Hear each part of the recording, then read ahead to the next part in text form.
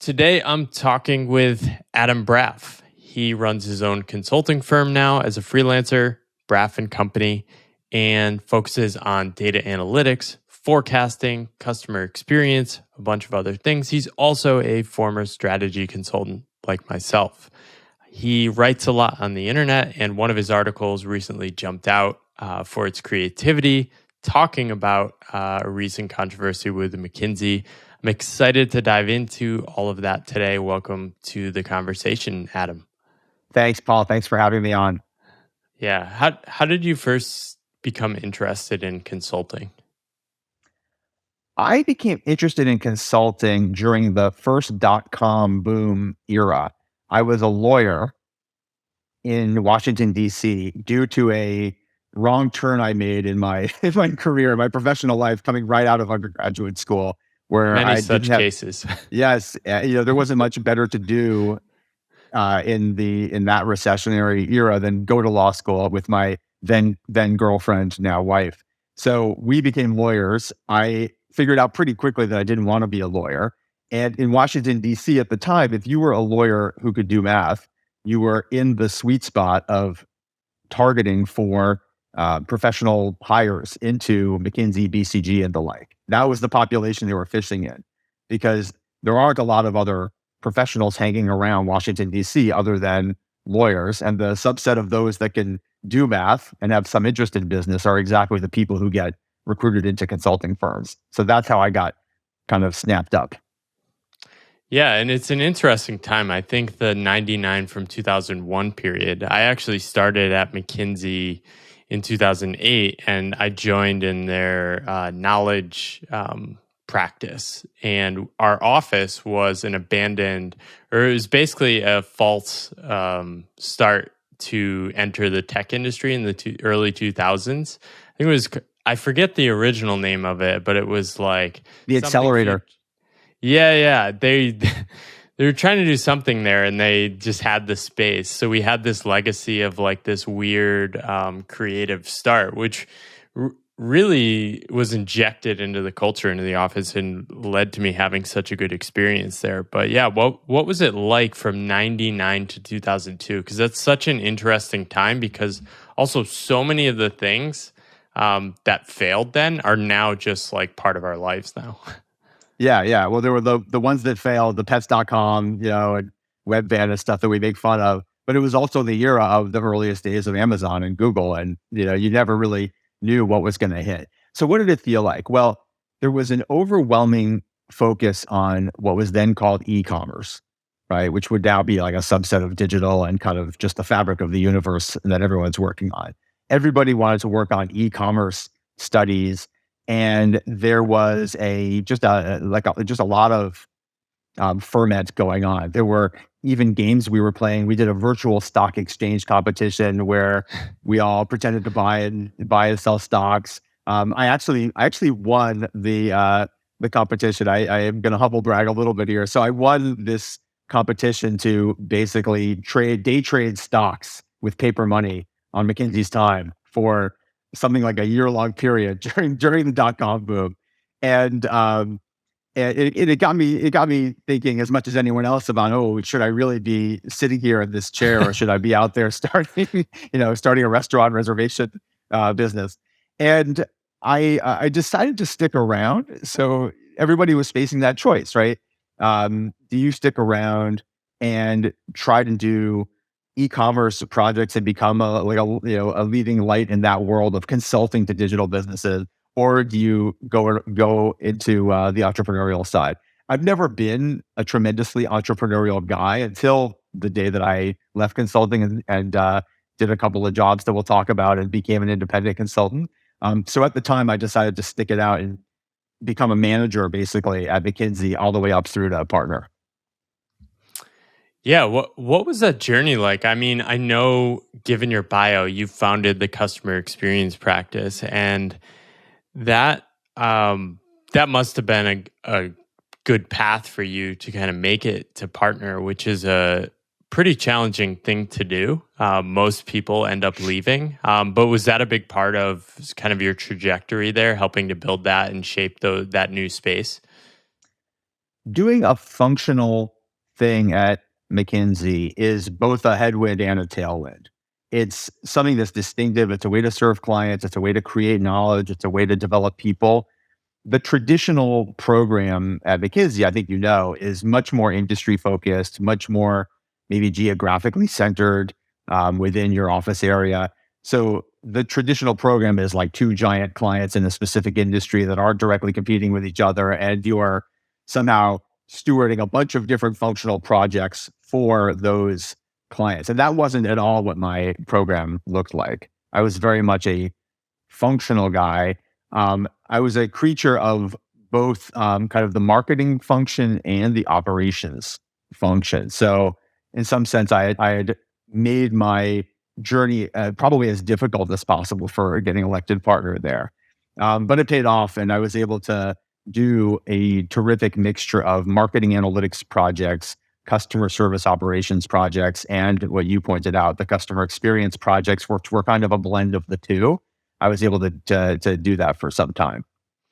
Yeah, it's interesting. When I joined in '08 and I joined the operations practice, and post recession, I think you left around a similar time too. Operations was really one of the bigger practices that sort of helped them come out of that, because they were able to like build this large bench. So maybe you helped influence some of that shift as well. But it definitely seemed that operations and other functional practices were becoming a little more high status within the firm as well. I think so. Operations has this nice built-in hedge. If you're doing service operations work, like the stuff I was doing in call sectors, you can just as easily work on cost reduction projects as on Yeah. revenue enhancement projects, even within that channel. So operations people have had a pretty good run there for some time. Yeah, what made you want to leave? Give I imagine you were only partner there for a few years. Yeah, I was a young partner. I felt like the functional stuff I was doing would be. I was just kind of itching to get out into the world and to do things for real with companies on a sustained basis. I had three young kids who were born all during my time at McKinsey, and I had a program that took me very far away from where I was living in DC. And so I said, all right, let's well, my wife and I went on what we call the strategic planning offsite. We took a trip to Paris, and we talked about it and said, should I stay or should I go and get into business? And as soon as I made the decision to go, and then as soon as I just dangled the line of the water, I was testing ideas around should I become an analytics executive or an operations executive. I found a lot of traction on the analytics side. This was an era where they were just starting to coin the phrase big data, and tons of people needed somebody to come in and be an SVP of analytics. And so those were the offers that I got, and that's why I made the jump.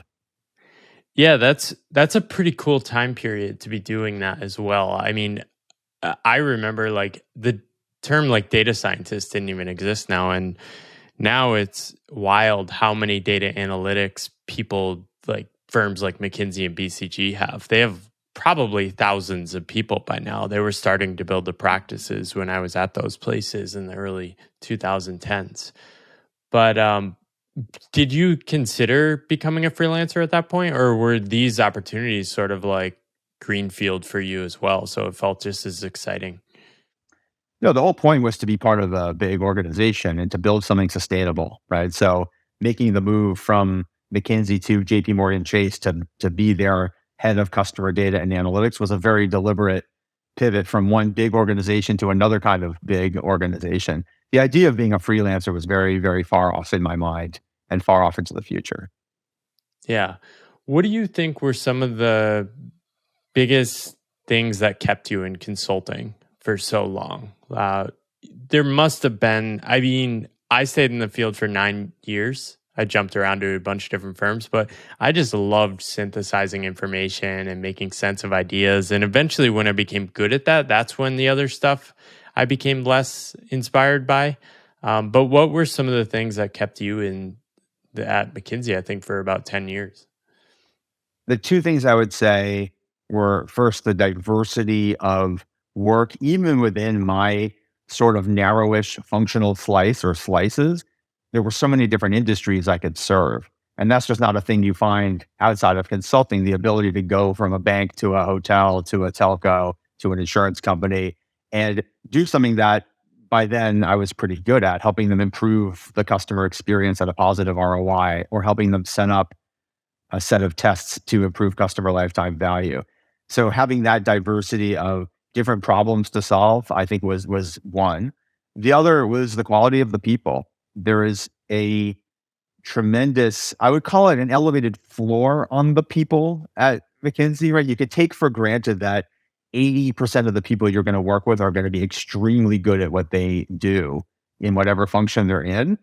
And you can rely upon them to be a very complete team that can take on work as you delegate it, hand it out, and synthesize things. In the real world, you're not going to find a lot of organizations where like the 20th percentile person is really great. In most organizations, I'm just going to be honest, it's maybe you have to get up to like the 30th or 40th percentile person in the firm before you find someone who you absolutely love working with and who you can rely very heavily upon to do their piece of the job, right? So McKinsey had that like high floor on the talent.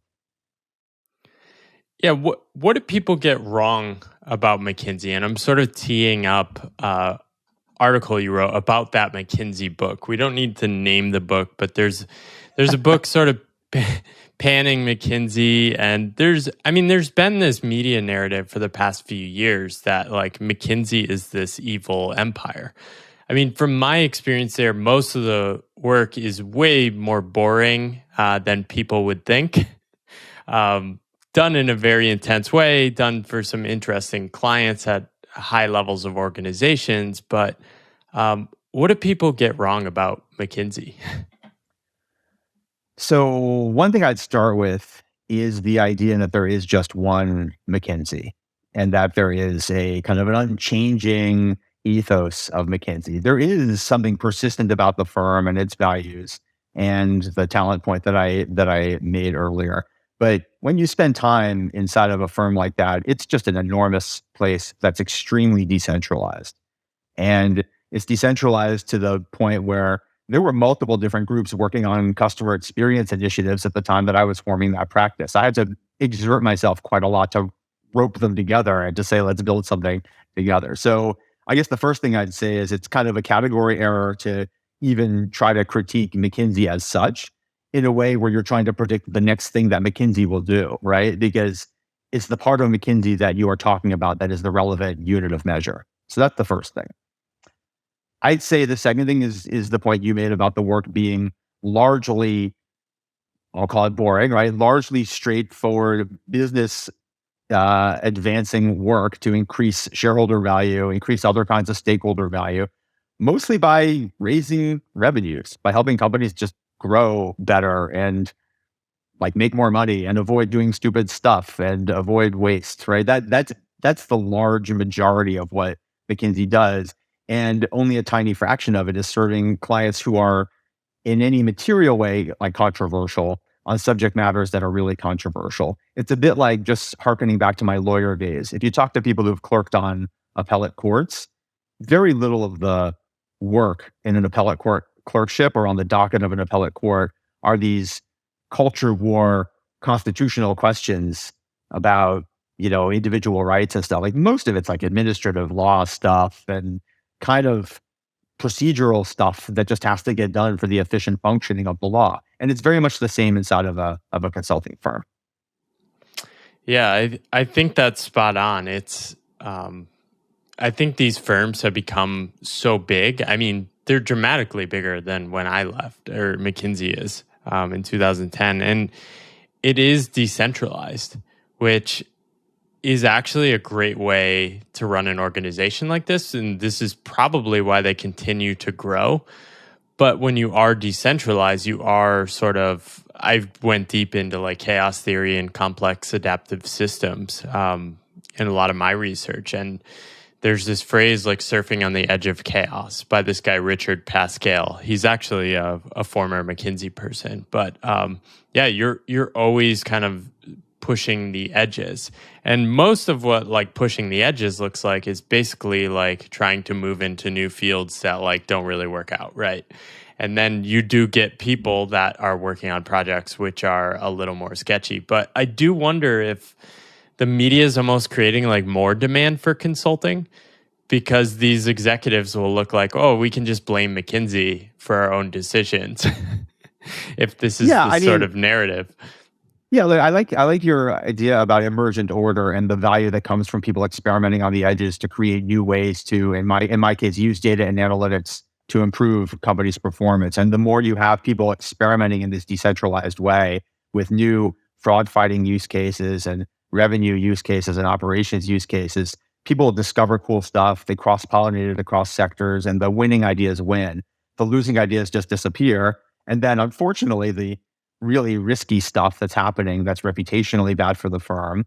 As the firm gets bigger, there's more of a risk of that kind of stuff happening, which can, kind of bring the house down, right? So they definitely need a different governance model from what they had when the firm was, 8,000 people, I guess, when I left. They need a better way to keep tabs on it. And from all accounts, that's what they're doing, right? They're trying to create various client committees and ways of screening work to avoid that very dangerous stuff on the edge. Um, but it's not easy. There's definitely a growth imperative inside an organization like that, and so there's going to be a lot of activity happening at that edge for sure. Yeah, they had 30,000 employees as of 2 years ago, which is pretty wild. And it really is creating a new kind of organization. I mean, even we've had massive manufacturing companies in the middle of the 20th century, but we haven't had like organizations at this scale doing service at this scale in this way. And yeah, it's going to require new ways of thinking about how to run an organization, which I don't know. Maybe there are limits to scale. We have to find out. In customer experience, were there new ideas you helped to shape and form at McKinsey that you were really successful with your clients? Yeah, I mean, I hesitate to take full credit for ideas that probably were invented, many times over before I stumbled across them. To some extent, a lot of the newest ideas that were happening in customer experience in that era had actually been pioneered by Bain, where Fred Reichheld was running the loyalty practice and where he had created a very popular product called the Net Promoter Score, which I'm sure you've heard of. It's a way of right. It's a way of calculating customer satisfaction by using a willingness to recommend question and subtracting promoters and detractor. And so a lot of what I was doing was sort of competing with that product in a sense, with McKinsey's offering on customer experience and why it was not necessarily more helpful to use NPS versus whatever customer experience product you were using already or metric you were using. But the main thing I did in terms of creating something persistent and lasting inside of McKinsey was I launched a customer experience survey, just a really large sample annual, 25,000 Americans each year survey where we asked them about their satisfaction with their bank and their insurance company and their airline that they use and internet providers and everything else. And what that enabled us to do was create benchmarks, create longitudinal data sets where we had lots and lots of granularity and we could slice it ourselves really finely by different demographic cuts and everything else. And it enabled us to do driver analyses to see for a given industry, for a given company, what were the factors that most significantly drove customer experience to be higher and lower when you really controlled it and put it all into a kind of a multiple regression. So that was kind of the central idea of the practice, was doing all that and then coupling it with all of the firm's resources in analytics and in operations to execute on the winning ideas in a lean and effective way. What was your experience taking that and going into finance with this kind of stuff? When I went off in industry or when I was a consultant? Yeah, when you went off into industry. Because, you made this job change in 2009. Yeah. What a time to be entering a big bank. Yeah, it was. We were coming right out of the craziness of the collapse in 2008. What had happened at JP Morgan Chase was they had just acquired Washington Mutual and Bear Stearns. WAMU was more relevant on the consumer side where I was sitting. And they had a ton of data about lots of different customers. They had to deduplicate the lists and everything, but they basically had, some 60 million customers across all Wow. of their different consumer products, checking accounts and credit cards. They were the biggest credit card issuer in the country, and mortgages and auto loans and all that. So what I was taking from the McKinsey days was a little bit about customer experience, but much more about data and analytics and customer lifetime value and marketing to those customers, and some of the operational tools as well. What have you learned from your experience doing this about turning data into insights? The first thing is you have to define success, right? Define the problem and figure out what kind of insights can actually be useful. If you take a pile of data and just start analyzing it, it's not going to tell you very much. If you start with the hypothesis, you start with the business problem, which is we, a bank, would like to issue more credit cards to the people who are going to pay us back and fewer credit cards to the people who are not and who are going to become delinquent and eventually default on us. We would like to do this using the data that we have available that everybody has, like credit scores, but also to use all of the proprietary data that we have as an enormous financial institution with lots of touch points with our customers. So what are the ways we can do that? So then you do hypothesis-driven problem solving and you say, well, maybe the customers with lots of money in their checking accounts are going to be really good credit risks. And the people who are constantly living paycheck to paycheck are not going to be good credit risks, right?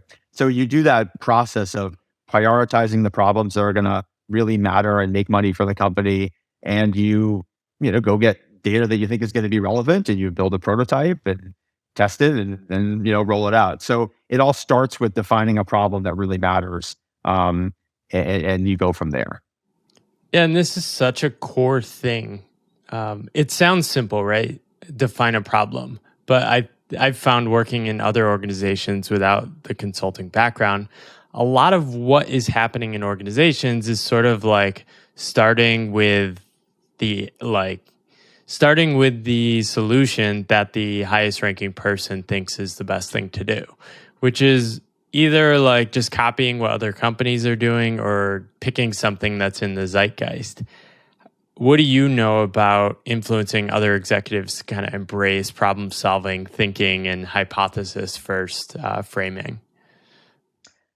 It's often helpful to start at their level. A lot of times what executives want is objective, descriptive data about their business. They call it like a business intelligence dashboard where they see, I'm sorry for all the cliches, but one version of the truth and a 360-degree view of their customer, all these phrases that you might hear, but they're cliches for a reason, right? People actually need these things because instead what they tend to get will be one set of answers from finance and one set of answers from the general manager of their businesses about just what's going on in the business. Under those circumstances, you can see why an executive might be a little bit led by intuition, and a little bit led by what's the oldest report that I've had for the longest time that seems to give me an answer that's approximately what I want.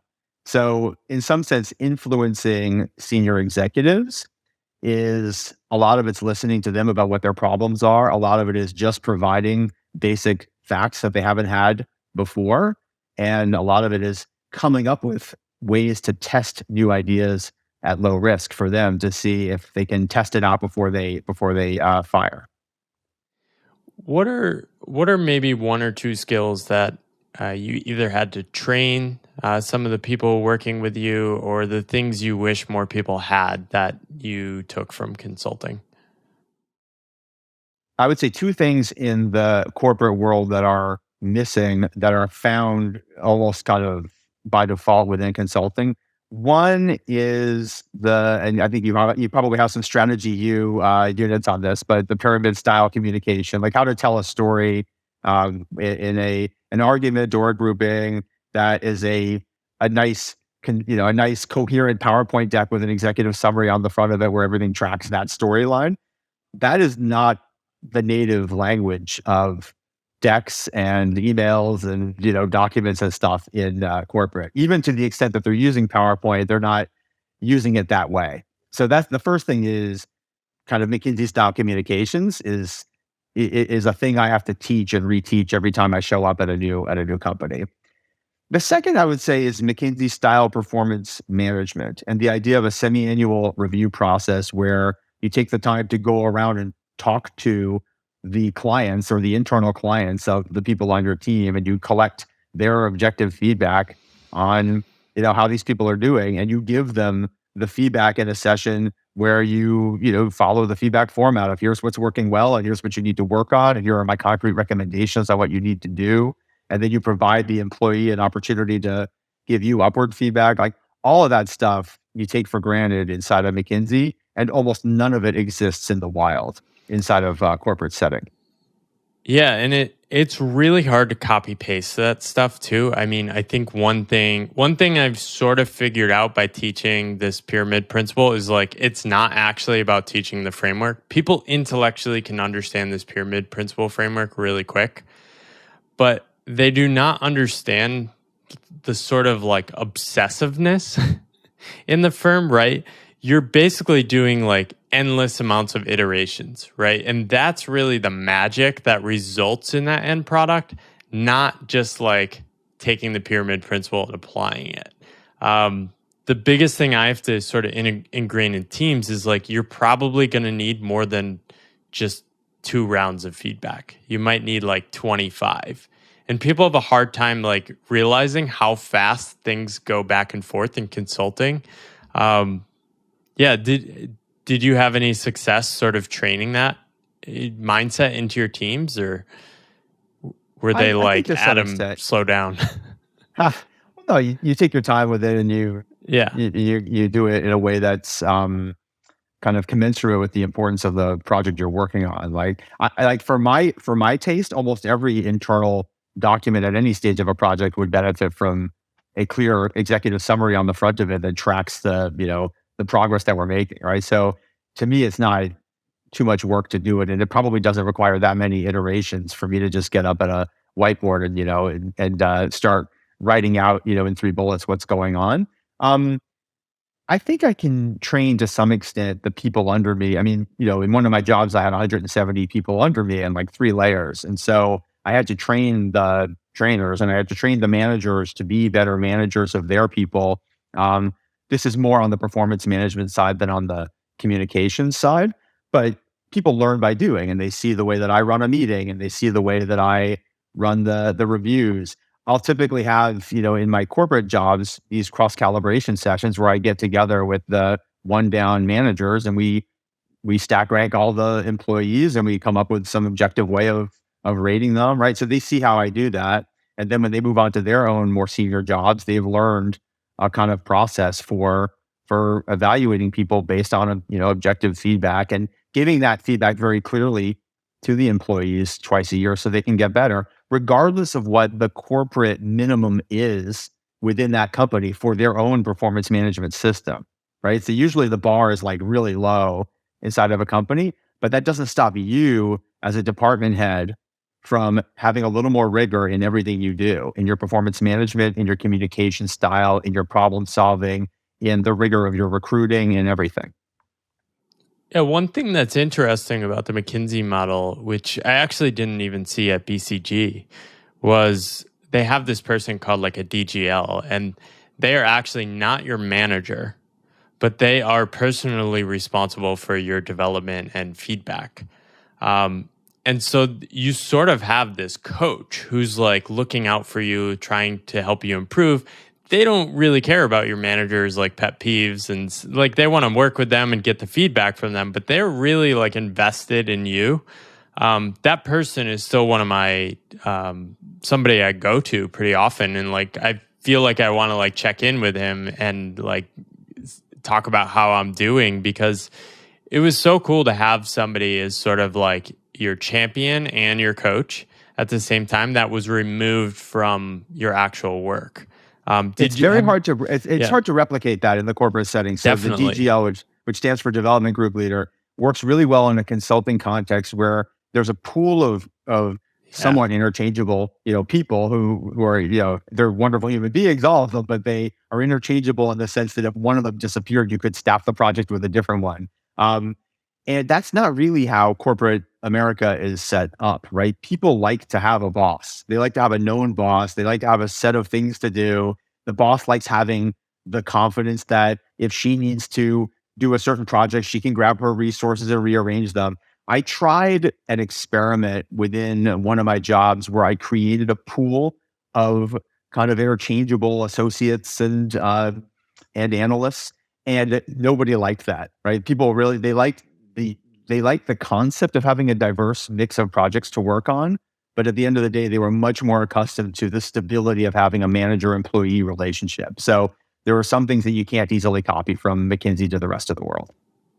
Yeah. So I'd love to shift more to your post McKinsey experience. What did you learn about data from working at Point 72, a hedge fund? The stakes, like, this is about as hungry as you could get in terms of wanting more data and the best data in the world. What did you learn from working in an environment like that? Well, so to begin with, the problem that a consulting firm is that a hedge fund is trying to solve, if they're a multi-manager long short equity fund, is they're trying to get uncorrelated, positive returns, like they're trying to get alpha, and they're doing it in a zero sum world where everybody around them is staffed with very similar people trying to go after that same alpha, right? So it's a little different from, I would say, much of what happens in business, where companies do compete with each other for market share, but they're also trying to break out and find new ways for them to grow the overall pie and to get like a little mini monopoly in some space. That doesn't easily exist inside of hedge funds. So you've got the dynamic where they're all fighting with each other. They've all got the same, lacrosse players from, Fairfield County who went on to become, college lacrosse players and are now working at these funds. And so they're all trying to outsync each other. Okay. And they're doing it in a context where, in theory, a really great insight, a really great analysis, a really great data set can instantly turn into money in a way that isn't possible inside of a credit card company or a satellite TV company, right? If I found a cool relationship between the amount of money you have in your checking account and whether Chase should write credit cards, that takes a long time to turn it into a lot of money for Jamie Dimon and for Chase shareholders, right?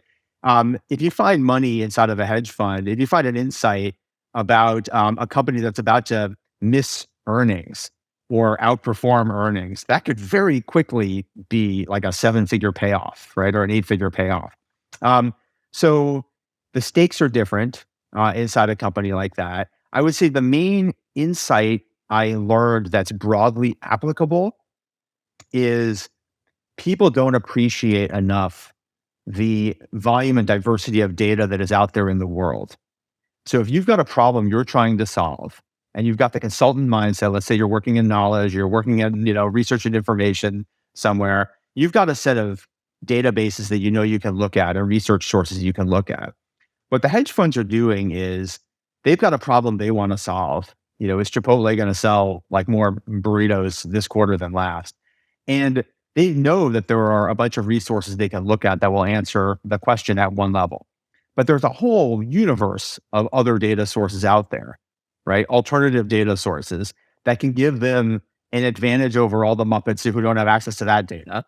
But then there's another game that's being played on top of that game, which is what are the other hedge funds using for data, and how do we get 2 days ahead of what they're doing, and where are they going to make mistakes in what they're doing? So there is, I think, a lesson to be drawn from what hedge funds do in data and analytics that is about just being relentless in the search for more and better and newer kinds of data, than especially where you can have it on a proprietary basis. That is underappreciated in the corporate world. It's probably underappreciated in consulting.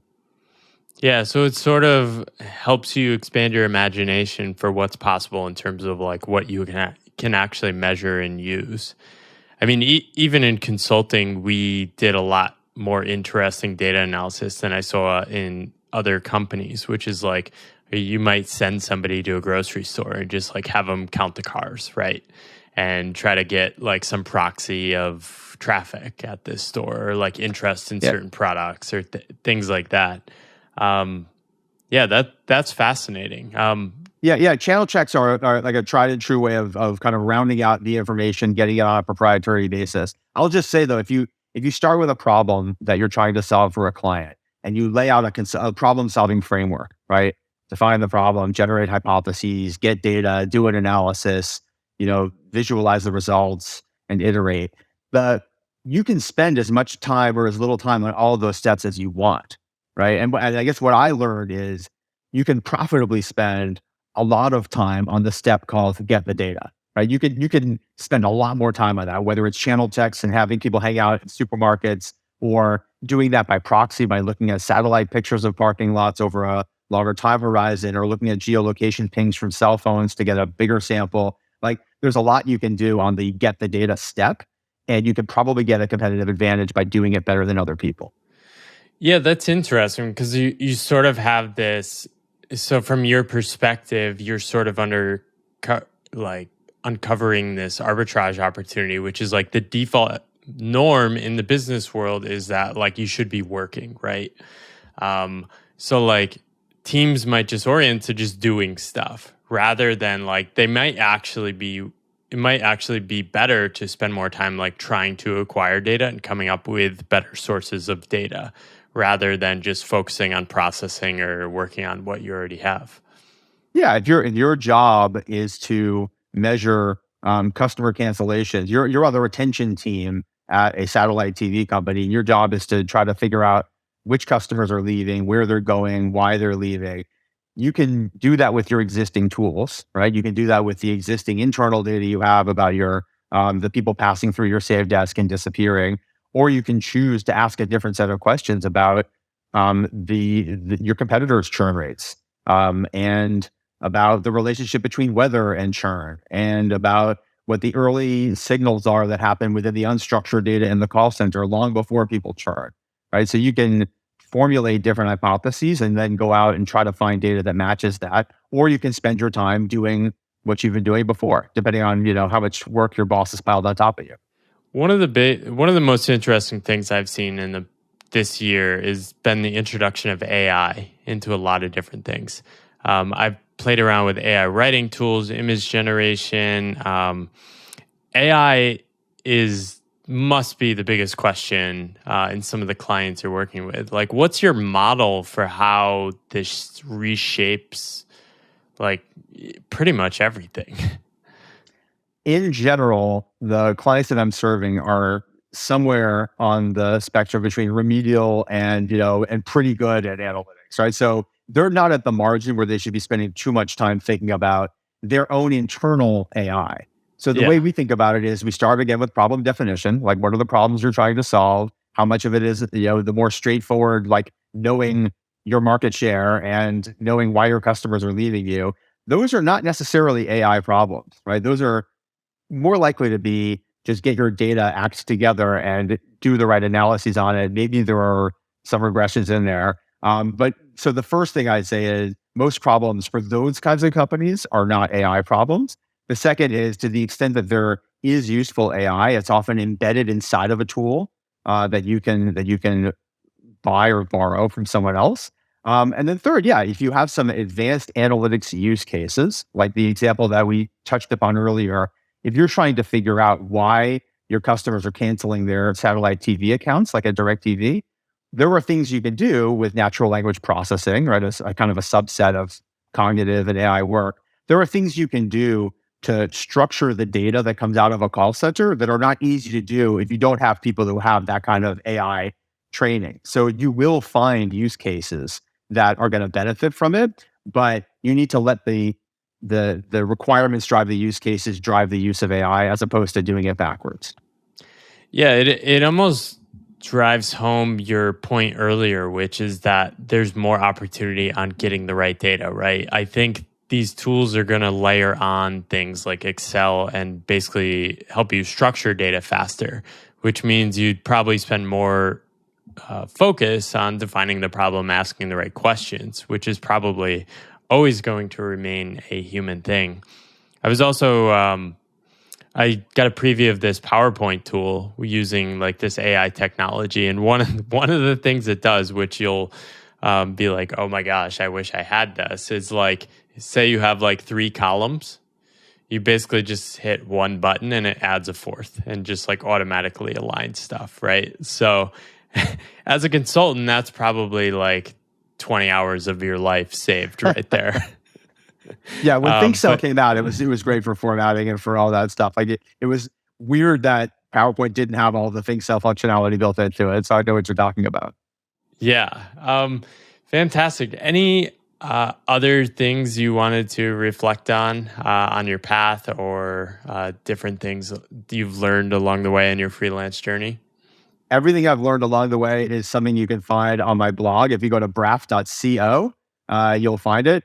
And it's just under the section called advice. I would encourage people who are interested in the path of data and analytics consulting, or even just being entry level talent or mid career talent in the analytics space. All of that is available on my website. And I'm always happy to talk to people who are trying to make their way through this world. So that's where people should go, braff.co.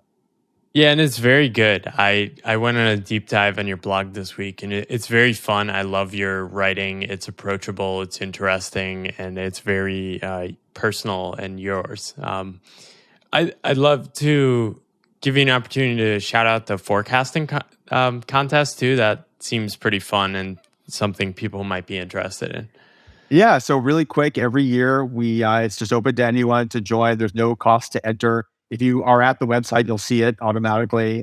Probably best to subscribe to the blog so you're not surprised when the contest comes out. But it's every January we put out 25 propositions that I crowdsource from the previous year's contestants, and it's things like will so and so win an Academy Award, and will this team win the Super Bowl? And then others are very fact specific to the year ahead.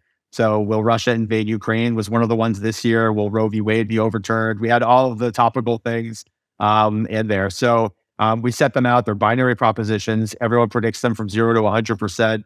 And the winner, who has the lowest error at the end of the year, gets a bowl of pho. That's the traditional prize, and a book that I've Love it. picked out. That's amazing. Thank you so much for sharing these reflections. I've learned a ton from you today, and love to see more fellow strategy consultants carving their own paths. I feel like people are a little too afraid of this path, and hopefully more people like you taking it will show it can be more interesting and more fun too. I agree with you. Yep. Thanks again, Adam. All right. Cheers.